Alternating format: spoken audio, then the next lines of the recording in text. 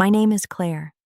I am 27 years old, and the day my parents proved my life meant less to them than my sister's pet is a day I will never forget. I was lying on the kitchen floor, blood pooling under my arm from a deep gash I had gotten while preparing dinner. My head felt light, my vision blurred, and the metallic smell of blood was all I could register. I reached for my phone and called my parents, my voice shaking, telling them I needed to go to the hospital immediately. They told me they couldn't come.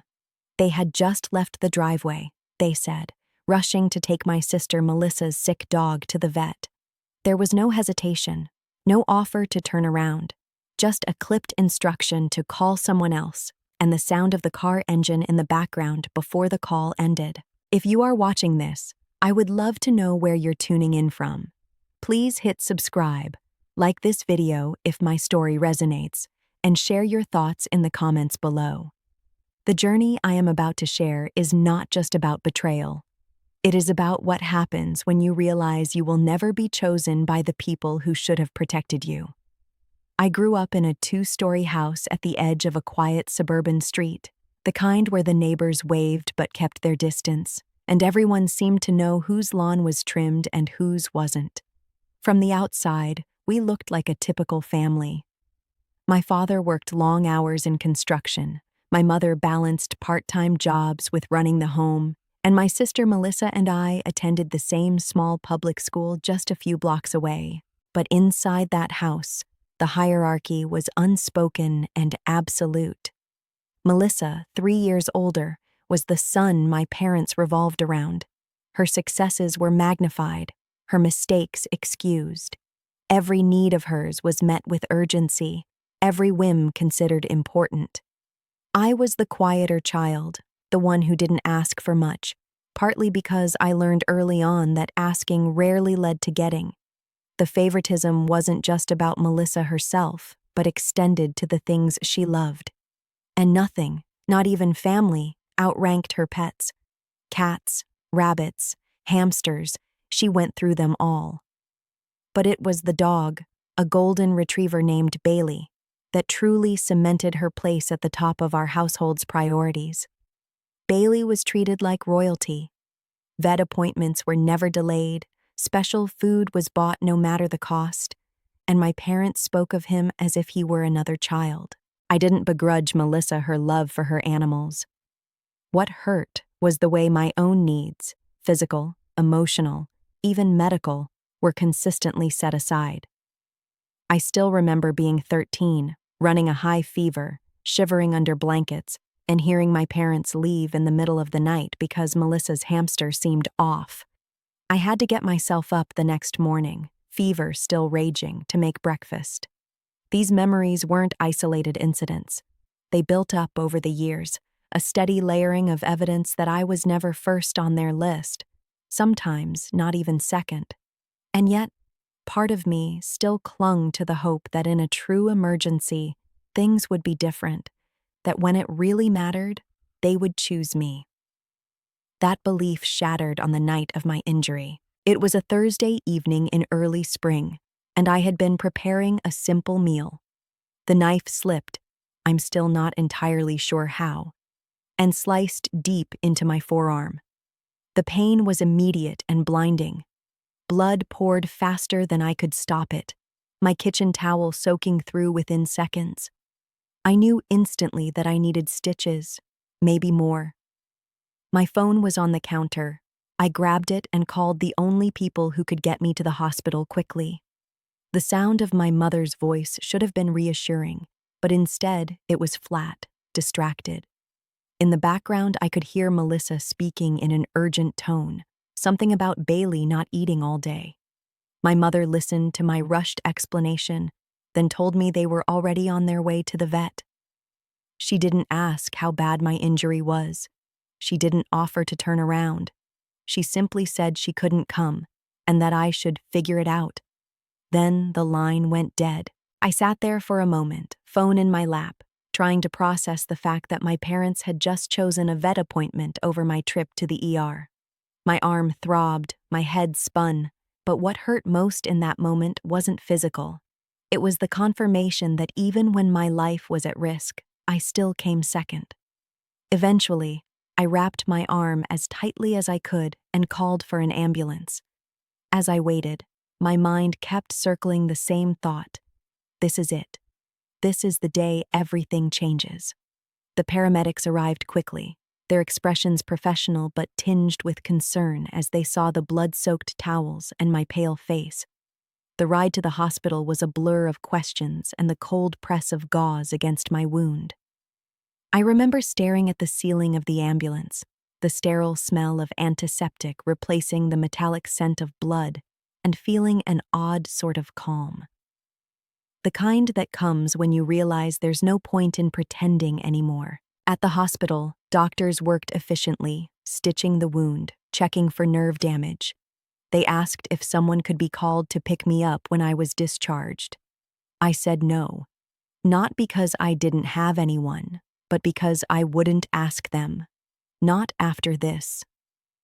Lying in that hospital bed, I thought back over every moment I had excused, every time I had told myself they loved me in their own way. I realized that love without action, without showing up when it matters, isn't love at all. It's just words. And words had kept me trapped in that house for far too long. When I was released later that night, I didn't go home right away. I sat on a bench outside the hospital, my arm bandaged, the cool night air on my face, and I made a decision. This wasn't just about recovering from an injury. This was about reclaiming my life. I didn't know exactly how yet, but I knew one thing for certain. I was never going to let them choose someone, or something, over me again. From the outside, our house looked ordinary, the kind you'd expect to find on any quiet suburban street. A white-painted fence, a lawn my father insisted on mowing every Saturday, a pair of flower beds my mother tended in the spring. But behind the closed front door, the balance of our family had been set long before I was old enough to notice it, a balance that always tilted toward my sister Melissa. Melissa was 3 years older, with a voice that carried and a personality that filled a room. My parents adored her openly, without hesitation. Her report cards were pinned to the fridge, her soccer trophies lined the shelves in the living room. When she wanted to join a new after-school club, there was no question about whether it fit the family schedule or budget. They made it happen. I didn't begrudge her those things at first. As a child, I believed parents simply had enough love for everyone, that their attention would come to me in time. I didn't understand the slow, creeping way favoritism reveals itself. It doesn't usually come in one big, obvious moment. It shows up in patterns, in choices repeated over and over, until they become the air you breathe. My earliest memory of feeling invisible was on my 7th birthday. Melissa's rabbit had gotten sick the night before, and my party, a small gathering of neighborhood kids in our backyard, was pushed aside so my parents could take the rabbit to an emergency vet an hour away. I spent that afternoon sitting on the porch steps, wearing a new dress, watching the paper plates and streamers flutter in the breeze until the guests left one by one. No one said, "We're sorry," or tried to make it up to me. It was as if the day had never been mine to begin with. Over time, I learned not to compete. If Melissa wanted something, I stepped aside. If she was upset, I stayed quiet. This wasn't because I was naturally passive, but because experience had taught me the futility of expecting equal ground. My father's voice softened when he spoke to her. My mother's face lit up when she walked into the room. With me, their tone was more neutral, sometimes clipped, like they were saving their energy for where it mattered most, Melissa. The pets were an extension of her. Every animal she brought home, from guinea pigs to birds, became part of the household hierarchy above me. I could be running a fever, but if a pet had a vet appointment, my needs could wait. Once, in middle school, I twisted my ankle badly during gym class. The school called home, but no one came to pick me up because Melissa had a grooming appointment for Bailey, her golden retriever. I limped home on my own, clutching my backpack like it could steady me. By high school, the pattern was undeniable. Melissa got a car for her 17th birthday, a used one, but reliable. When I turned 17, I got a bus pass.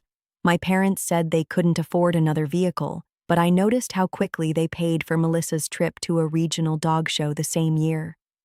I stopped asking for much. It was easier to provide for myself than to fight for what I knew they wouldn't give. I got my first job at 16, working weekends at a bookstore. The money wasn't much, but it gave me a small taste of independence. I bought my own clothes, my own school supplies, even chipped in for my extracurricular fees. Each purchase was a reminder that I didn't have to wait for their approval to meet my needs. But even as I built my own safety net, part of me still believed that emergencies would be different.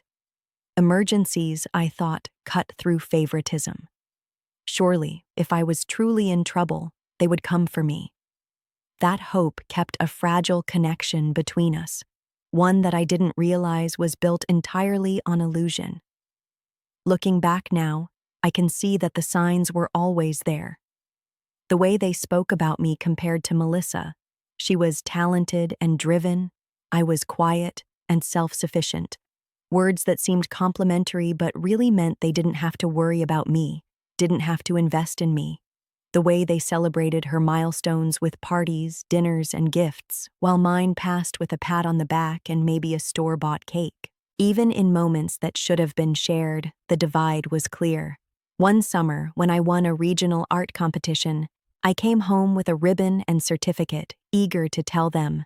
But Melissa had just returned from a dog agility trial with Bailey, and her blue ribbon was larger, shinier. My parents displayed hers on the mantel. Mine ended up in a drawer in my bedroom. As I got older, the emotional distance became harder to ignore. We functioned less like a family and more like two households under one roof, one in which Melissa was the center and one in which I was expected to manage myself quietly. I learned to keep my thoughts to myself, to work around their priorities, to leave as small a footprint as possible. When I moved out at 24, it wasn't out of anger. It was out of necessity. I needed space to breathe, to figure out who I was without the constant reminder of where I ranked. I rented a small apartment and worked long hours, but the freedom was worth it. Still, I returned home occasionally, for holidays, for short stays when rent increases or job transitions made it financially necessary. Each time, I told myself it would be temporary, that I could handle the imbalance for a few weeks. What I didn't realize was that returning to that house meant stepping back into the role I had played my whole life. And no matter how old I got, no matter how much I built for myself, that role came with the same rules. Melissa and her needs, including those of her pets, came first. I thought I could live with that, at least for a short time. I thought I could keep my distance emotionally and still coexist physically. But the night of the accident would prove how wrong I was. It wouldn't just confirm the favoritism I had always known. It would strip away the last illusion I had left. Because when it came down to a choice between my emergency surgery and a vet visit for Melissa's dog, they didn't hesitate. And in that moment, every memory of growing up second clicked into place, sharper than ever. When I first moved out in my mid-20s, I felt the kind of relief you can only understand after years of living in someone else's shadow. My small apartment was barely furnished, but every inch of it was mine. I could come and go without explaining myself, spend my money how I wanted, and wake up without feeling the weight of silent expectations pressing down on me. For the first time in years, I could breathe. But independence is expensive, and no amount of freedom can erase the fact that life has a way of tightening its grip when you least expect it. Rent went up. My hours at work were cut. The emergency fund I had worked so hard to build drained faster than I could refill it. And little by little, I found myself considering the option I swore I wouldn't take, moving back into my parents' house. I told myself it would be temporary, just a few months while I got back on my feet. I imagined keeping my head down, avoiding old patterns, and treating the house as nothing more than a place to sleep. I didn't think about how proximity has a way of pulling you back into roles you thought you'd outgrown. The first warning sign came almost immediately. On my second night back, Melissa arrived with Bailey, her golden retriever who had been off his food. My parents dropped everything to fuss over him, heating up chicken broth, running to the store for special treats, and debating whether he needed to see the vet. I had been dealing with a splitting headache all afternoon, but when I mentioned it, my mother brushed it off with a distracted, "You'll be fine." It was a small thing, but it was familiar. Too familiar. Over the next few weeks, the hierarchy re-established itself without a single conversation. Melissa could drop by unannounced at any hour, and whatever plans my parents had would shift to accommodate her. If I needed to use the car for work, I had to ask days in advance. But if Melissa wanted to take it to pick up dog food, she got the keys immediately. Meals became another quiet reminder. If Melissa was coming over, my mother would cook something elaborate, often including Bailey's favorite scraps in the mix. On nights when it was just me, dinner was often leftovers or whatever I cooked for myself. None of it was malicious in a loud, obvious way. It was just the same old dynamic playing out again in small, cutting ways. Then came the day I noticed my father's tone. With Melissa, his voice had warmth and easy patience. With me, it was curt, purely functional. If I mentioned a problem at work or a bill I was worried about, he changed the subject. But if Melissa mentioned that Bailey seemed low energy, he'd lean in, ask follow-up questions, even offer to cover the vet bill if needed. I began to keep mental score, not because I wanted to, but because I couldn't unsee the imbalance anymore. Every instance was a tiny warning that nothing had changed, and that it never would. I kept my distance as much as I could. I took extra shifts, stayed late at the library after work, spent weekends at coffee shops just to avoid being home. But avoidance isn't the same as safety. It was only a matter of time before the old patterns demanded something more from me, and tested just how far their priorities would go. One evening, I came home to find Melissa in the living room, Bailey stretched out on the couch beside her. She was upset. The dog had been limping slightly, and she was convinced it was something serious. My parents were already making plans to take him to the vet the next morning. I happened to mention that I had an important doctor's appointment the same day, one I'd been waiting months for. Without missing a beat, my mother said I should reschedule, because Melissa might need help with Bailey's care afterward.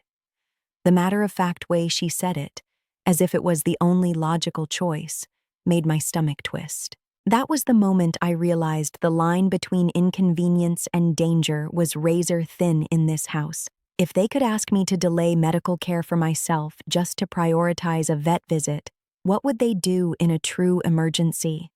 I wanted to believe they wouldn't cross that line. That some instinct, some buried sense of parental duty, would rise to the surface if I was really in trouble. But the seed of doubt had been planted, and it would take root faster than I could imagine.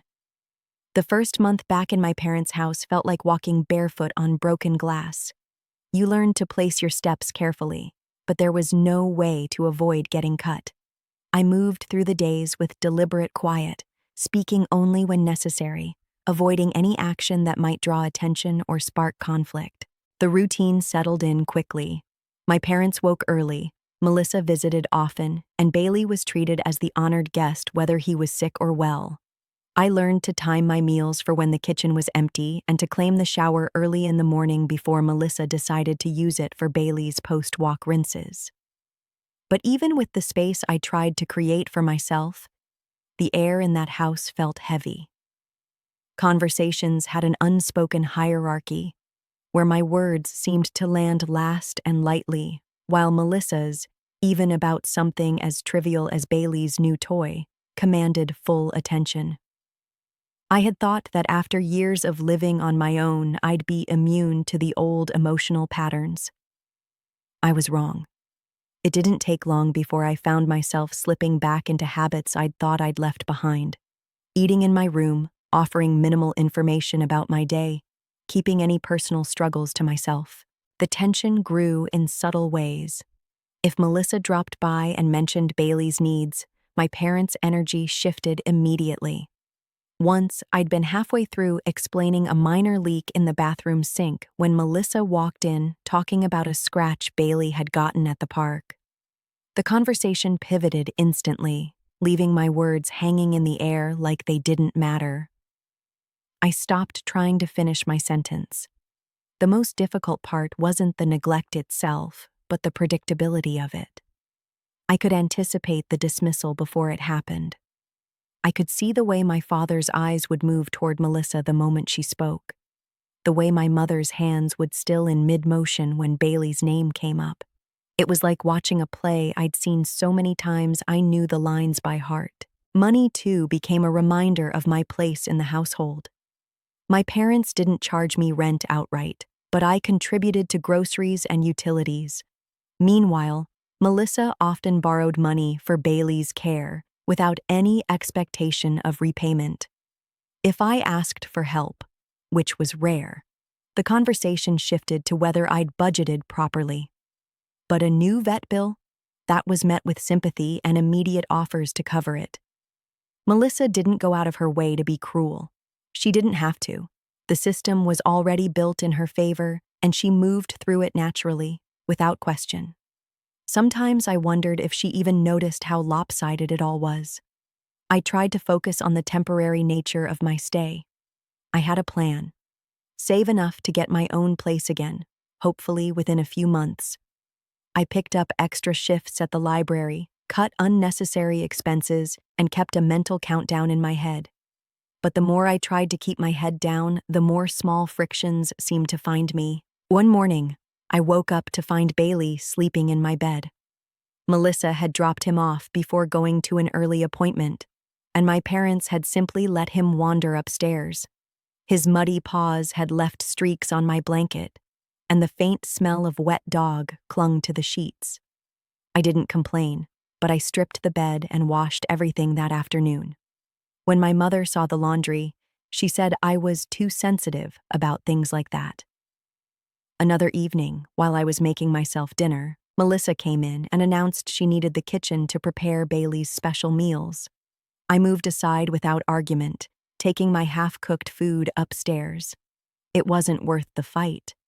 But inside, the resentment was building. It wasn't about Bailey. It never really had been. It was about the unshakable knowledge that I had spent my whole life being the afterthought in my own family. And every small dismissal, every reordering of priorities, was a reminder that if something serious ever happened, I couldn't rely on them. The knowledge sat in my chest like a stone. I tried to shake it off, to focus on work and saving money, but there were nights I lay awake staring at the ceiling, wondering what would happen if the worst came to pass. I didn't know then that the test I'd been dreading my whole life was already on its way. And when it arrived, it would prove my fears weren't just paranoia. They were prophecy. By early spring, I had settled into a rhythm at my parents' house, though calling it settled makes it sound calmer than it was. I moved through the days quietly, keeping my focus on saving money and avoiding unnecessary interactions.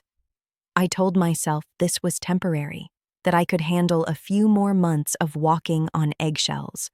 But beneath the surface, my patience was thinning. Every day seemed to bring another reminder of the imbalance that had defined my entire life.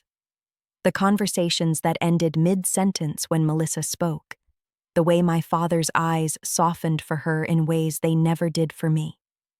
The constant undercurrent that Bailey, her golden retriever, could derail any plan, absorb any resource, and still be considered worth it. One Saturday morning, I woke to the sound of voices downstairs.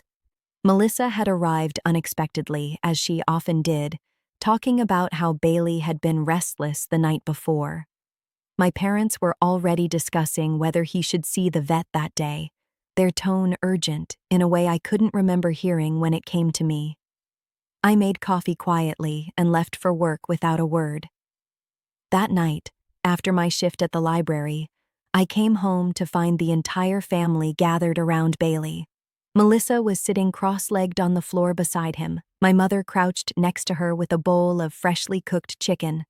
My father stood nearby, nodding as they discussed possible causes for the dog's slight change in mood. I paused in the doorway, still holding my bag.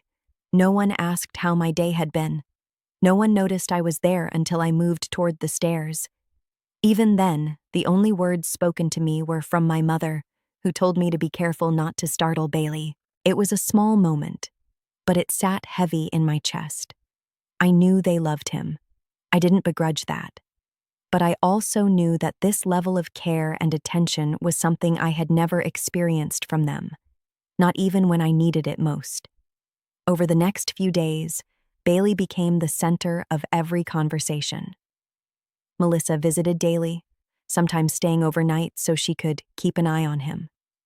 My parents adjusted their schedules to accommodate his care, canceling plans and skipping errands so they could be home with him. Meanwhile, I was dealing with my own quiet crisis. A deep, persistent ache had developed in my arm near an old injury. I wasn't sure if it was a muscle strain from lifting at work or something more serious, but the pain was worsening. I mentioned it to my mother once over breakfast, but she barely looked up from her phone before telling me to put some ice on it. The next day, I made an appointment with my doctor. It was scheduled for Thursday afternoon, one of the few times I could get away from work. I didn't need anyone to take me, but I mentioned it in passing so they'd know I'd be out for a few hours. Melissa overheard and immediately brought up that Bailey had a follow-up vet appointment scheduled for the same day. She looked at my parents expectantly, as if this information alone carried weight. My mother turned to me and asked if I could reschedule my appointment, just in case Melissa needs someone to go with her. I wanted to laugh. I wanted to ask if they were serious, but I just nodded slowly and said I'd figure it out. Inside, though, the request settled like a warning in my gut. They hadn't even asked how bad my pain was before deciding it could wait. Bailey's appointment was simply the higher priority. By Wednesday night, the tension in the house felt like static in the air. I was upstairs reading when I heard Melissa's voice rise in the kitchen. Bailey hadn't eaten his dinner, and she was certain something was wrong. My parents were immediately on alert, suggesting she stay over again so they could take him to the vet first thing in the morning. The conversation drifted up the stairs in pieces, phrases like, "We can't wait," and "this could get worse overnight." Their urgency was unmistakable, and I felt a familiar hollowness settle in my chest. It was the same sensation I'd felt so many times as a child, watching them rally around Melissa's needs while mine barely registered. That night, I barely slept. My arm throbbed, a dull, insistent ache that seemed to pulse with every heartbeat. But worse than the physical discomfort was the growing certainty that if I ever needed them in a true emergency, they wouldn't come. On Thursday morning, the house was buzzing before sunrise. Melissa was already there, Bailey at her side, pacing the kitchen as she listed every symptom she'd noticed. My father loaded the car with his blanket and food. My mother double-checked the directions to the vet. I sat at the table quietly, a band of pain tightening around my forearm, and waited for someone to ask about my appointment. No one did. By the time they left, I knew they weren't coming back anytime soon. I also knew, deep down, that this wasn't just another example of favoritism. This was a preview, a rehearsal for the moment I'd been dreading my entire life, the moment when their choice would determine more than just whose plans got priority. The difference was that next time, it wouldn't be about schedules or minor discomfort. It would be about survival. And I was almost certain I already knew what their decision would be. Thursday began gray and thin, the kind of morning that feels like a held breath. I woke with a pulsing ache in my forearm that spread upward in a slow, cruel tide. The skin around the old injury looked taut and angry, and a deep heat had settled under the surface as if something inside had decided to burn. I flexed my fingers to test them and felt a flash of pain bright enough to make my stomach pitch. Downstairs, the house was already in motion. I could hear cabinet doors thudding, the scrape of bowls, the shuffle that meant my parents were moving around each other in practiced urgency. Melissa's footsteps were light and quick, followed by the dull thump of Bailey's tail against furniture. The rhythm was familiar. Crisis mode. But not for me. I rinsed my face, dressed with clumsy care, and wrapped my forearm in the last clean elastic bandage from the bathroom drawer. The compression dulled the edges of the pain but could not quiet the heat. My phone chimed with the calendar reminder for my appointment, an understated note among a dozen others. I stared at the screen a moment too long, then slid it into my bag like a promise I was still trying to keep to myself.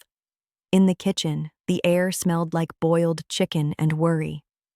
Melissa knelt beside Bailey, coaxing him to eat as my mother packed containers and my father checked his watch. I moved quietly around them, poured water into a glass I knew I would not finish, and told myself to breathe through the tightness in my chest. The dog nosed the bowl without enthusiasm. Mist gathered on the inside of the back door window. Outside, the yard sat in its pale early light, indifferent to the drama inside the house. Minutes later, the car doors thudded, the engine turned over, and the driveway gravel crackled under the tires. Silence followed, the kind that is not really silence at all, but the afterimage of noise. I stood in the empty kitchen and looked at the clock. If I left soon, I would make my appointment. If I hesitated, I would not.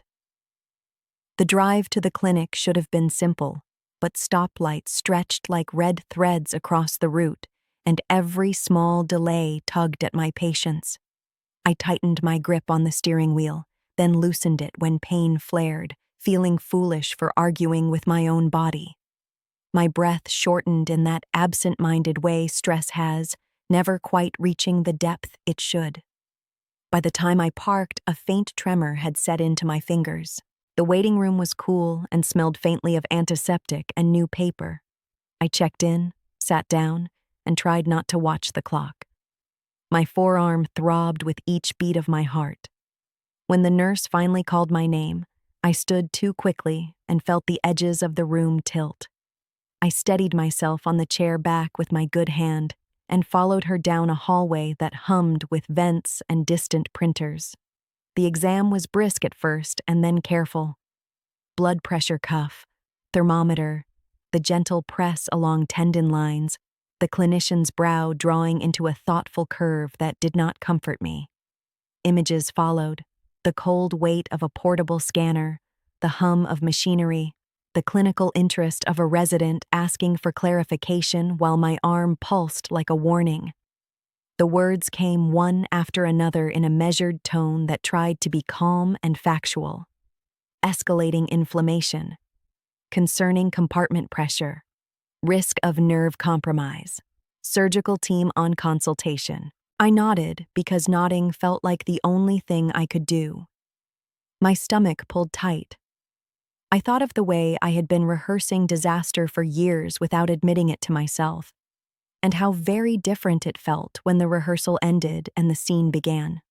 Paperwork arrived in a tidy stack. A nurse placed a hospital bracelet around my wrist with practiced gentleness. I was moved to a bed behind a curtain that made its own soft weather with every pass of air from the vent. The curtain muffled sounds, but nothing could muffle the memory of all the thresholds I had crossed without them in the past. I scanned my phone for missed calls out of habit, found none, and finally sent a message that used simple, direct words. At the clinic. Surgery likely. Please come. Time stretched into the rubbery kind that hospitals create. A phlebotomist drew blood with a warmth that soothed more than the blanket placed over me. A physician's assistant explained the plan with measured clarity. Elevation. IV fluids, antibiotics entering through a line that felt both reassuring and unnerving. A surgeon would evaluate shortly. I tried to imagine my arm as something mechanical that needed adjustment rather than a limb that was part of me. It helped a little.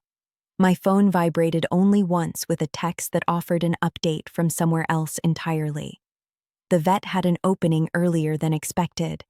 They were on their way across town. I read the message twice, then set the phone face down on the blanket as if that small act could alter the meaning of the words. The surgeon arrived with the steady presence of someone who had walked into 1,000 rooms like this.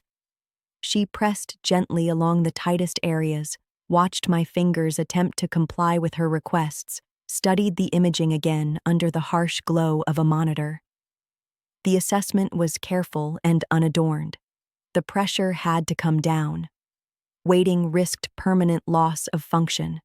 Operating sooner was safer than operating later. I signed forms with the hand that still obeyed me. My signature wavered like a small flag in wind. I asked practical questions because practical questions erect scaffolding around fear, and if you climb carefully, you can sometimes see over it. She answered everything without hurry. Pre-op moved me through a sequence that felt like choreography.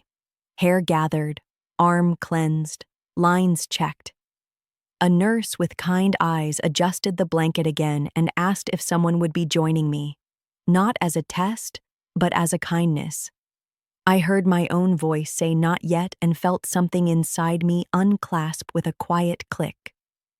Across town, I imagined a parking lot shining with wet from the morning's mist.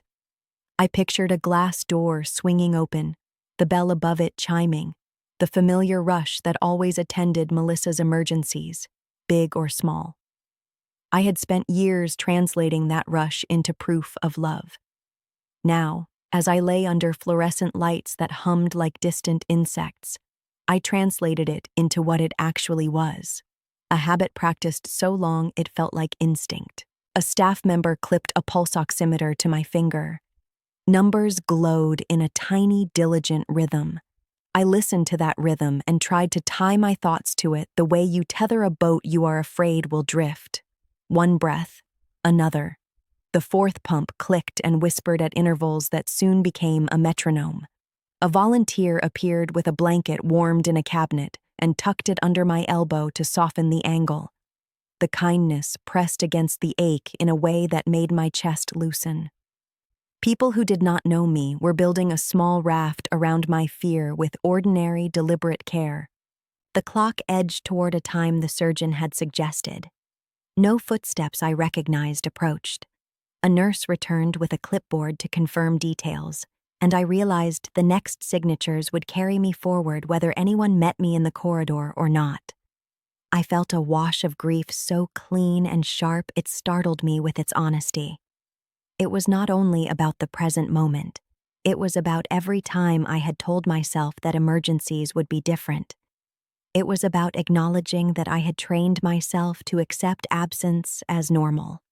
Consent complete, the nurse squeezed my shoulder with the kind of brief, professional pressure that communicates both boundaries and humanity.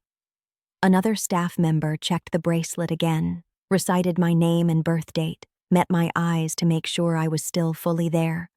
I was there, more present than I had been in years. As they began to roll the bed toward the double doors, my phone vibrated once more.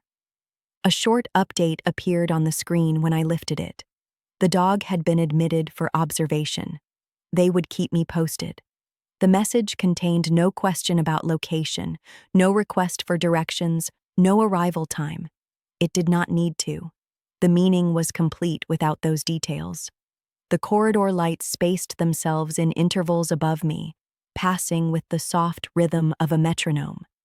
The air cooled as we turned, and the faint scent of iodine grew stronger.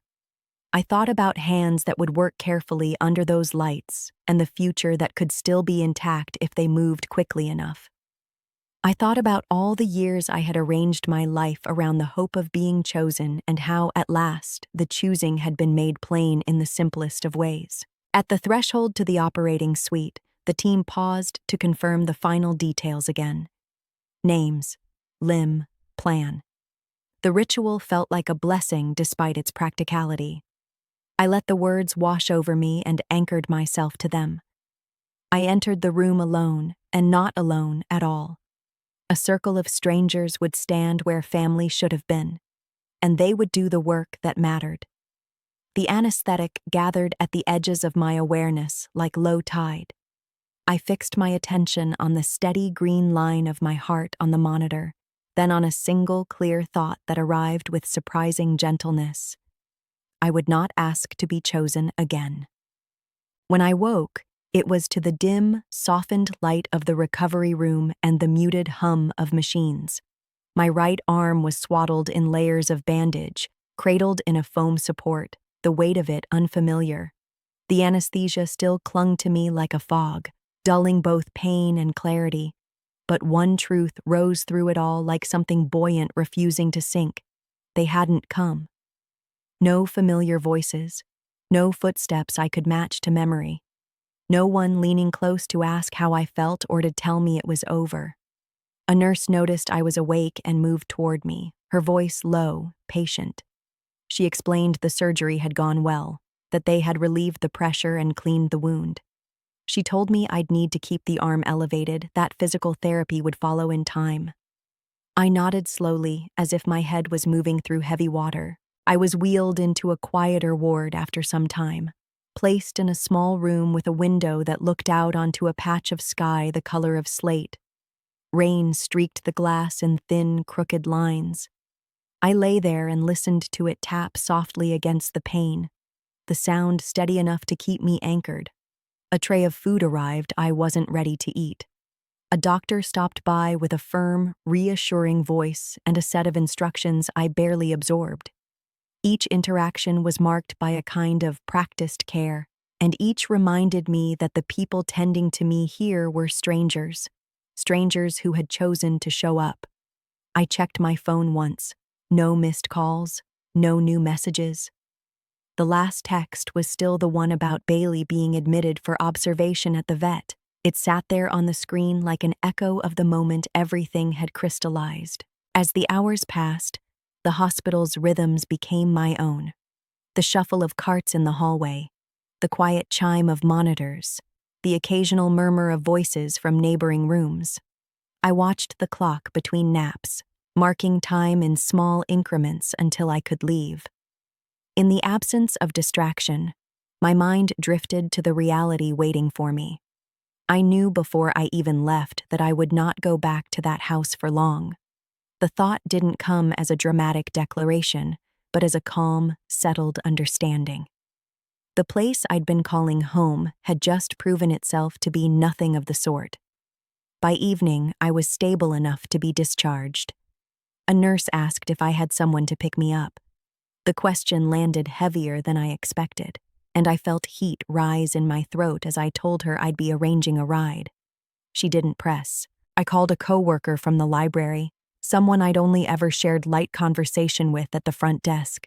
She arrived without hesitation, her small car already warm from the heater, a blanket folded neatly on the passenger seat.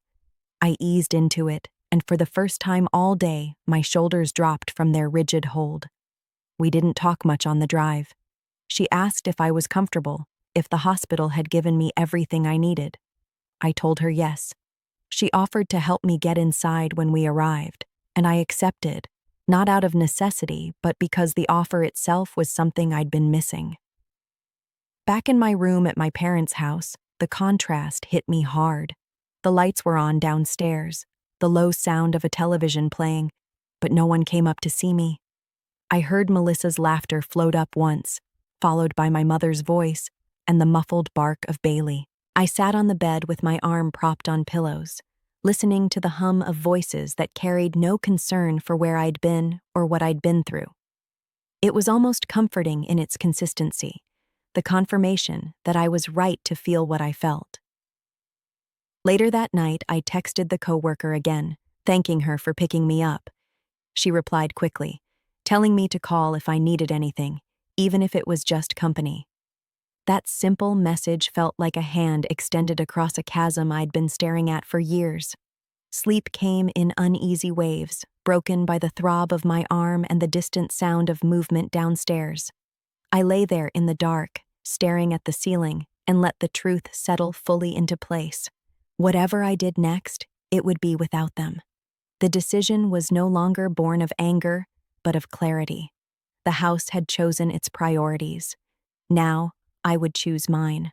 Morning arrived as a gray smear at the edge of the blinds, the kind of light that makes everything look suspended and unfinished.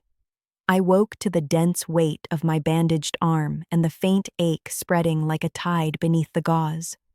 Sleep had come in narrow strips, stitched together by the pulse of pain and the distant rise and fall of voices downstairs. For a few seconds, I didn't remember where I was. Then the clock, the familiar dresser, the thin, overwashed sheets brought the truth back in a single, steady line. I was recovering in a house that had not come for me. I moved carefully through the small routines of morning, relearning how to reach, button, pour, and steady with one hand. Each task asked for patience I wasn't sure I still had. The mirror in the bathroom returned a face I recognized and didn't, eyes rimmed in fatigue, a mouth set in a new and quieter resolve. I held my own gaze long enough to feel the first clean thought of the day settle in. The choice had been made, and not by me. Downstairs, the house moved on its tracks. Cabinet doors opened and closed. The kettle clicked, hissed, and stilled. A leash jingled faintly against a countertop. The patterns were as familiar as my own breathing, and yet now they sounded like a language I no longer spoke. I stayed in my room, cradling my arm on the wedge pillow the hospital had sent home with me, and let the quiet do what it does best: clarify. By mid-morning, the practical demands arrived. I answered a check-in message from the surgical nurse, logged my pain scores, set alarms for antibiotics, and read through the discharge instructions again with the concentration I used to save for exams. Elevation, rest, hydration, brief walks, no lifting, wound care at the same time every day. The orderliness soothed me. In the absence of family, process became a kind of companionship. I texted my supervisor to confirm my medical leave and attach the documents the hospital had prepared. The reply came back quickly, a short, steady assurance that the team would cover the gaps, that I should focus on healing. The contrast between that simple support and the vacancy at home was stark and instructive. I let it teach me without argument. The hours lengthened into afternoon. The throb in my forearm steadied into something almost predictable. I drifted into short sleeps and surfaced again to the muted light and the soft rasp of the heat vent. Each time I woke, the same conclusion waited like a coat laid across a chair. I would not stay here, not to see if things improved, not to give anyone one more chance to prove what they had already made plain. That decision didn't feel like a battle. It felt like alignment, the internal structure finally matching the facts. I began to take inventory in the quiet way people do when they are leaving. Mental lists rose and fell with my breath. Documents in the desk drawer, savings tucked into a separate account, medications and duplicates, the small essential objects that make a life function: phone chargers, keys, the worn sweater that traveled easily, the folder with leases and past pay stubs. I pictured each item and assigned it a place in the limited geometry of a single suitcase. The act of planning gave shape to the day and loosened the knot in my chest. In the early afternoon, I stood at the window and let my eyes rest on the yard. The grass held the pallor of late winter. Patches of earth showed through where the dog's path cut a predictable loop. Years of footsteps had pressed that loop into the lawn as surely as our family's habits had pressed their pattern into us. I watched a gust move through the shrubs and realized I was waiting for a pang that didn't come. Nostalgia has always been my last defense, but even it knew better now. I ate what I could, slow and methodical, and set aside wrappers for the small trip down the hall later. I changed the bandage as instructed, measuring time and motion against the limits of my good hand. The wound was clean, the edges neat, the tape straight. I had done what needed doing for myself. The evidence of that work filled me with a calm I trusted more than any promise anyone could have made. By late afternoon, the house slipped into its familiar cadence again. Somewhere below me, a door closed, a leash unhooked, a bowl set down. The muffled thump of a tail reached the stairs. I realized with a kind of clinical detachment that I was witnessing the system continue exactly as designed, my recovery registering as background noise. The indifference was not sharp anymore. It was simply informative. Evening pushed against the windows with a dull pewter pressure. I set up a small staging area on my desk, an open tote, a short stack of clothing rolled tight, a folder of documents, a zip bag of medication, a slim notebook with the surgeon's instructions copied in my handwriting. Each item placed was a sentence in a language my body understood. You are leaving. I paused between motions to manage the surge of pain that followed effort, then resumed. The care I took with the packing felt like an answer to a question I had been asked my whole life about how much I was willing to do for myself. As the room shifted toward night, I considered the logistics of the next day. A ride to pick up a spare key from a friend who had offered a sublet, a call to the utility company to schedule a stop date, an email to the building manager to request a tenant letter verifying my time here, not as a souvenir, but as a piece of paper a future application might require. A message to the therapist whose name I had been given months ago and never called. The outline assembled itself with the simplicity of truth. When fatigue crested, I sat on the edge of the bed and let the day pass through me from start to finish, not to rehearse the hurt, but to set down its weight. Waking alone in the house, the steadying order of instructions and small tasks, the silent proof of what mattered here and what didn't, the plan taking shape in plain, sturdy steps.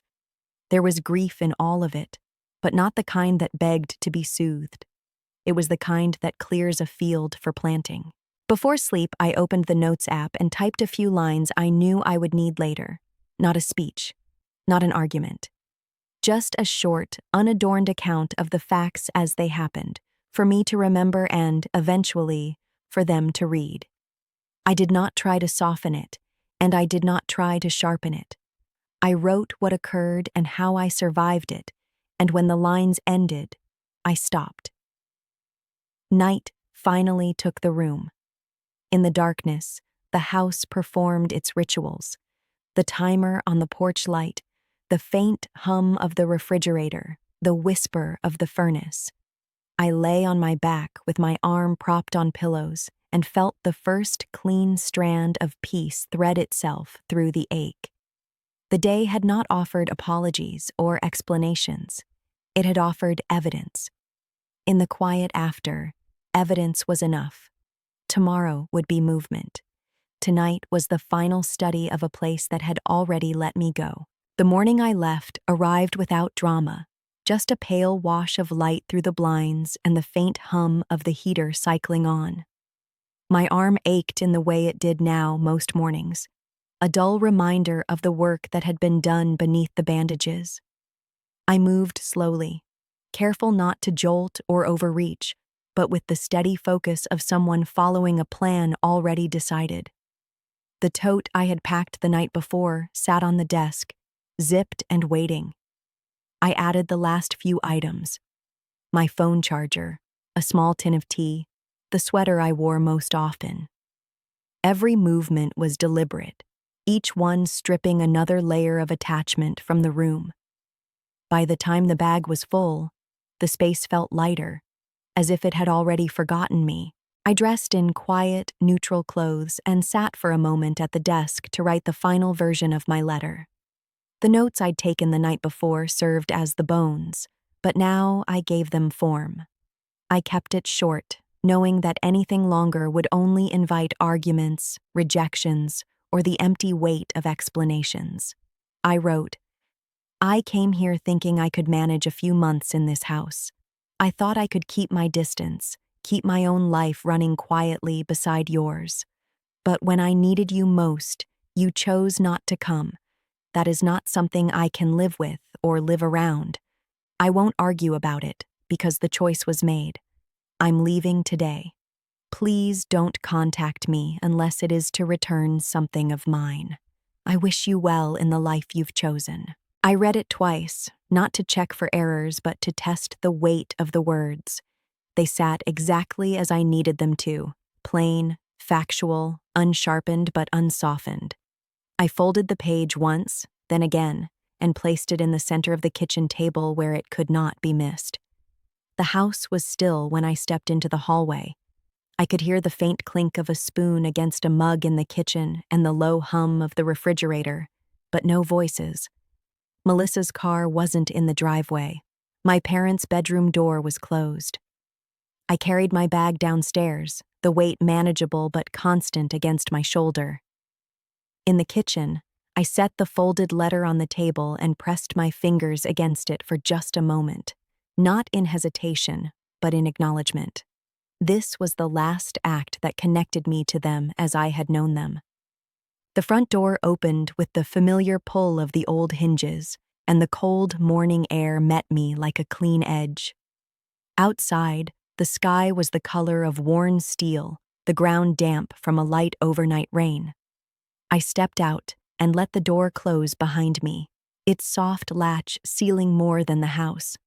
My ride pulled up a few minutes later, the same coworker who had picked me up from the hospital. She greeted me with a small smile and a glance that told me she understood more than she would say aloud. I loaded my bag into the back seat, climbed in, and felt the knot in my chest begin to loosen as we pulled away. The streets I'd driven countless times looked different now, their lines and turns carrying the quiet knowledge that I would not be making this return trip. We passed the park where I used to read on summer afternoons, the corner store where Melissa and I had bought candy as kids, the stretch of road where the streetlights never seemed to work.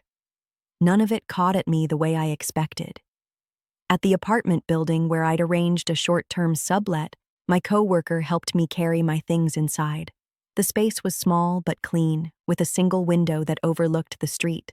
A narrow bed, a desk, and a dresser stood waiting, unmarked by history. I set my bag down and sat on the bed, the springs shifting quietly under me. For the first time in weeks, I let my body relax into the space without calculating how long I'd be there or what I'd need to tolerate while I stayed. This room was mine, if only for a while, and that was enough. Over the next hours, I unpacked in slow, careful motions. Clothes in drawers, toiletries in the bathroom, documents in the top desk drawer. I placed the hospital paperwork in a folder and slid it under the bed, not to hide it, but to put it in the past where it belonged. Mid-afternoon brought a call from the building's manager confirming the terms of the sublet. I thanked her, my voice steady, and hung up, knowing that this was the first conversation about where I lived that didn't involve compromise. I checked my phone once and found no messages from my parents. Whether they had read the letter or not, I didn't know. Whether they would respond later or stay silent, I couldn't predict. What I did know was that I wouldn't be returning to find out. The quiet of the apartment was a different kind than the quiet of their house. This quiet didn't press in on me or measure my worth against someone else's needs. It simply was. I could hear the muffled rise and fall of traffic outside, the soft buzz of the radiator, the occasional creak of the building settling. These sounds belonged to the life I was choosing. As evening fell, I made tea in the small kitchen and sat by the window. Streetlights flickered on, throwing pale halos onto the wet pavement. People passed below, a man walking a dog, a couple carrying grocery bags, a woman in a bright scarf hurrying toward the corner. Their movements were ordinary, but they felt like part of something I was rejoining. I thought about the years I'd spent in that house, learning to accept absence as normal, teaching myself to expect less and call it self-sufficiency. Leaving didn't erase that history, but it rewrote the ending. When I finally lay down, my arm carefully positioned on the pillow beside me, I didn't rehearse conversations or imagine what they might be saying in my absence. I let the day end without looking back. The letter was there for them if they wanted to understand. I was here for myself, and that was enough. 3 months after I left, spring had started to press itself into the city. Soft green buds along the sidewalks, the faint scent of damp earth after rain, and the kind of light in the afternoons that makes everything feel a little less heavy. The apartment I'd sublet had turned from a stopgap into something I could breathe in. I'd arranged the furniture so it made sense for me: bed under the window, desk in the corner where the light stayed longest, shelves stacked with books I'd collected slowly, choosing each one like a companion. The first weeks were an adjustment I hadn't been prepared for. Silence, even a safe kind, can be loud when you're used to filling it with worry or tiptoeing around someone else's moods. I caught myself listening for footsteps in the hall, the clink of bowls in the kitchen, the specific pitch of my mother's voice calling for Melissa. Each time I remembered those sounds weren't coming, a strange mix of relief and ache passed through me. I threw myself into routines that were mine alone. Morning tea, the steam curling against the window. Short walks before work to stretch my arm, which was slowly gaining strength with each physical therapy session. Evenings spent at the library's community room, not because I had to be there, but because I wanted to help with the free tutoring program they ran. Being there, sitting across from someone who wanted to learn and knowing I could help, filled a space in me my family never had. The therapy was slow but steady. My forearm remained tender, the scar a thin, pale reminder of what could have been lost. Each exercise, bending, flexing, light resistance, was a small victory. My therapist, a woman named Diane, noticed when my movements grew more confident and didn't let those milestones pass without acknowledgement. Her encouragement was matter of fact, the way my parents' indifference had been, but this time the steadiness felt like care, not dismissal. I didn't speak to my parents in those first 3 months. There were no calls, no texts, no attempt to bridge the gap. Whether they saw the letter as final or simply didn't care enough to challenge it, I couldn't tell. I didn't spend time guessing. The absence left space for other voices to enter. Co-workers inviting me to lunch, neighbors pausing at the mailbox to ask about my day, an old friend from college sending a postcard just to say she'd been thinking of me. Melissa posted pictures online of Bailey recovering from whatever had sent them rushing to the vet that day. He looked healthy, bright-eyed, tongue lolling in the sunshine. I didn't feel anger when I saw those images, only the sharp clarity that came from knowing their choice had never really been about the dog. It had been about me, and what I was worth in their eyes. In May, I signed a lease for a small one-bedroom not far from the library. The walls were still bare, the floor scuffed in places, but when I held the keys in my hand, I felt something loosen in my chest. This was a place that wouldn't ask me to wait my turn for care or tell me my needs were inconvenient. It was mine. I moved in stages, a few boxes at a time, carried carefully with my healing arm. Friends from work brought over secondhand furniture. A neighbor gave me a set of mismatched dishes, and Diane surprised me with a potted plant that she swore was impossible to kill. Every item came with a story, a connection, a reminder that I wasn't rebuilding alone. By the start of summer, the apartment felt lived in.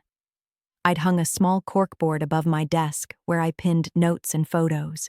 My co-worker's dog wearing a ridiculous sweater, a flyer from the tutoring program, the postcard from my college friend. On the far corner, I pinned a copy of the letter I'd left on the kitchen table that morning I walked away. Not as a wound to reopen, but as proof of a line I'd finally been willing to draw. I learned to celebrate small things. The first time I could carry groceries without thinking about my arm. The evening I made dinner without checking the clock. The quiet joy of coming home to a place that didn't require me to shrink. Sometimes I thought about what I might say if my parents ever called. The words shifted depending on my mood, sometimes measured, sometimes blunt, but the core remained the same. You made a choice, and I made mine. I didn't want revenge. I didn't want apologies scripted for damage control. What I wanted, what I had built in these months, was something better than their approval. A life that didn't hinge on it. The tutoring program grew over the summer, and I found myself spending more evenings there. The students came from all over the city, each with their own set of hurdles. I saw pieces of my younger self in them, the way they lit up when someone noticed their effort, the quiet way they tested whether your interest in them was real. Being able to offer that attention without condition felt like reclaiming something I'd been denied. On the anniversary of my surgery, Diane surprised me by inviting me to join her for coffee after our session. We sat outside a small cafe, the sun warm on our shoulders, and she asked if I felt different from the person I'd been a year ago. I thought about the question longer than she probably expected. Yes, I said finally. I think I stopped asking to be chosen, and I started choosing myself. Her smile was small but certain, the kind that lands like an agreement rather than praise. By late summer, the plant Diane had given me was thriving in the window, its leaves stretching toward the morning light. I watered it once a week, nothing more, and each time I did, I thought about how much grows when you give it what it needs and leave behind what stunts it. I didn't know if my parents thought about me. I didn't know if they told people I'd left, or if they'd edited the story into something more comfortable. Those questions used to keep me awake. Now, they barely registered. My life was full in ways theirs couldn't touch, not grand or flashy, but solid, built piece by piece on the simple foundation of care, reciprocity, and presence. Some evenings, I sat by the window with a cup of tea, watching the streetlights flicker on, and I would think about how far I'd come from that morning in the hospital. The road between then and now wasn't marked by one grand moment of transformation, but by hundreds of small ones. The ride from the hospital with someone who barely knew me but still showed up. The first night in the sublet when I felt safe enough to sleep. The decision to keep moving forward even when it would have been easier to stay. If this story has found you at a moment when you feel unseen or undervalued by the people closest to you, know this. You are not required to wait for them to change before you claim your own worth. Sometimes walking away isn't about closing a door behind you, but about opening the one in front of you that's been waiting all along. If my journey resonated with you, please like this video, subscribe to the channel, and share it with someone who might need to hear it. And if you've ever had to choose yourself in the face of someone else's neglect, I'd love to hear your story in the comments. You never know who might need the proof that it can be done.